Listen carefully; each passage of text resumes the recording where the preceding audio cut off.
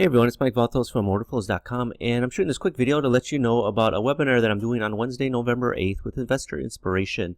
And what I'll be talking about is how institutions use algos to camouflage their trading. Again, this is on Wednesday, November 8th, and I start at 10 a.m. I go for about 45 minutes. I'm kicking it off. There's about 6 speakers. Now, brief disclaimer, this presentation is for educational and informational purposes only, should not be considered a solicitation to buy or sell a futures contract or make any other type of investment decision. Futures trading contains substantial risk and is not for every investor. An investor could potentially lose all or more than the initial investment. Risk capital is money that can be lost without jeopardizing one's financial security or lifestyle. Only risk capital should be used for trading, and only those with sufficient risk capital should consider trading. Past performance is not necessarily indicative of future results. Now, I like this term. There's an arms race going on in the financial world. Now, no disrespect to the people in the military, but it's a great analogy. Because there's this race by the banks and to a lesser extent hedge funds, the highly capitalized hedge funds, but more with the banks, is to build more reliable and faster execution platforms, as well as more comprehensive and accurate prediction models. And what do I mean? Well, one thing you probably never thought of or cared about is how big traders try to hide their intentions while getting into or out of the market. That's part of the arms race. And all these banks right now, even though they've been cutting back on the trading side, the departments of the banks that have been getting basically the blank checks since over the last 10 years has been the IT departments in the respect of building out algos. Now, why do they do that? One is because they've cut back on their trading due to regulations, and the way they're trying to make it up is through prime brokerage and offering to clients all these execution algos so that they could beat alpha with their with their executions, their fills on their trades. And most traders are familiar with Iceberg Orders. That's sort of like a basic execution algo. Basically it hides the size. You got 500 lots to buy, you iceberg it, you show 5. So it just keeps reloading 5. But there are many more algorithmic trading order types, such as VWAP, TWAP. VWAP is volume weighted average price, TWAP time weighted average price, participate. It's like some banks call it percentage of volume, POV. So it's say every time the market trades, right, you want to participate. You don't want the market to start moving and you're not participating. So say you set participate or percentage of volume at 15%. So it trades 100 lots. Its algo says trade 50%. It trades 15 lots. Target close. The way these markets close, futures markets, they just stop, right? There's no closing auction in many markets. So what people are trying to do, right, a lot of these index funds, they're trying to, because they benchmark it on the closing price, so they're trying to get as close to the closing price as possible. Say they got 500 lots to buy, you can't just boom 500 lots right at 59 and 59 seconds. No, you're going to sort of pace it out. Steps, momentum, value, hunt is an interesting one. It's sort of, some places call it ghost orders. You're just waiting for size to come in. So say you want to buy like 500 lots up to a certain price of 49. So if offers come in at 47, at 48, or even 49, it'll lift them, but not the whole thing. It'll say don't buy more than 50%. So if there's 20 lots there, it'll buy 10 lots, things like that. Implementation, shortfall, and others. Now again, I could do a whole presentation on all those different types of algos, but that's not what this point is. It's basically all these algos are created to hide the trader's intent and commitments to the market, right?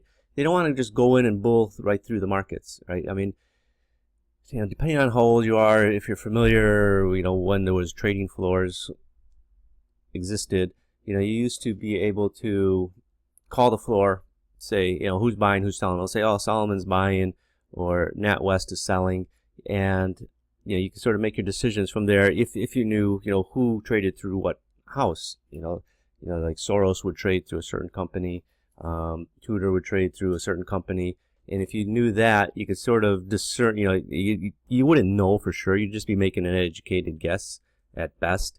But you don't have that, because with electronic trading, it's all anonymous. You don't know who's on the other side of your trade.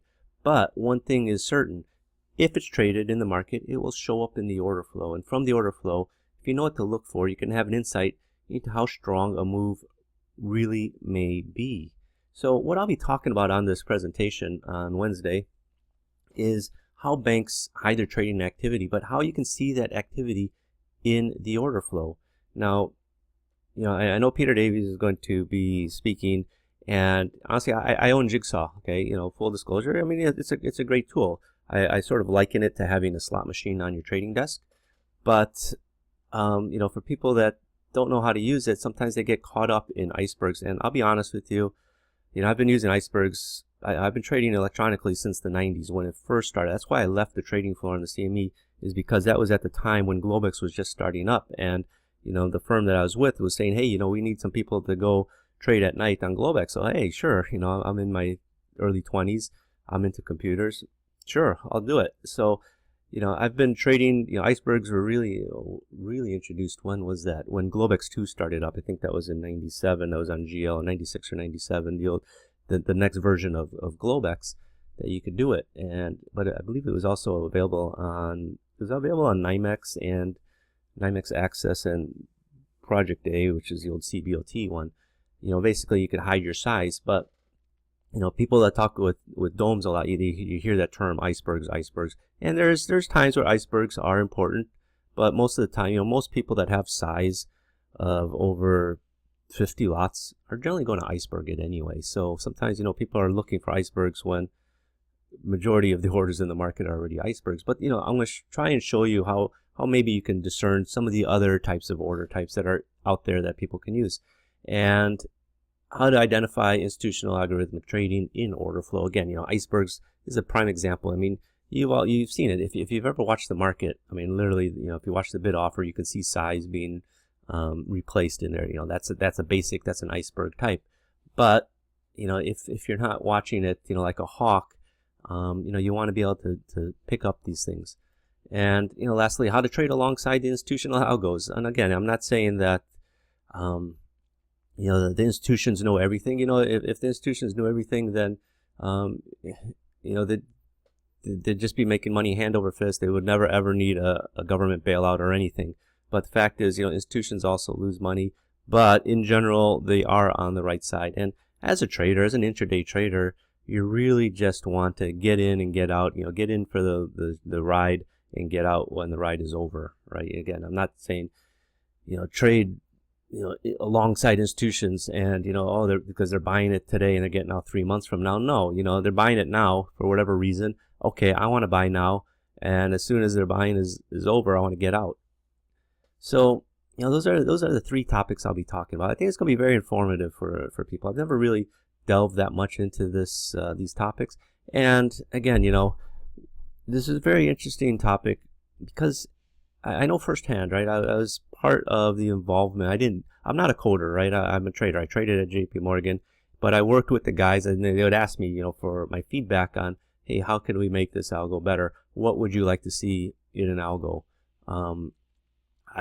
I'm not the inventor of these algos, no, but I've used them. So I know their purposes. I know how they're used to hide orders. I mean, really, that's why they're invented, and there's companies, Nataxis. It's one of those companies that's hard for me to pronounce. The French company, that's their whole business model, is to build these algos for people. So again, I think it'll be very informative. If you can't attend live, don't worry. As long as you sign up, you'll receive access to recordings. You don't need to email me. Just sign up for it. You go to orderflows.com, click sign up, and it'll take you right to the sign up page. It'll take you to a landing page, and you gotta go sign up. Or, excuse me, or you could go to the link below in the description, which is the actual investor inspiration link. So again, I hope to see you there on Wednesday, November 8th. But again, if you can't attend, I realize, I'm doing this at 10 a.m. Eastern time, and people got to work, whatever, take the kids to school. That's fine. Just sign up. At least you can get access to the recording when it's available.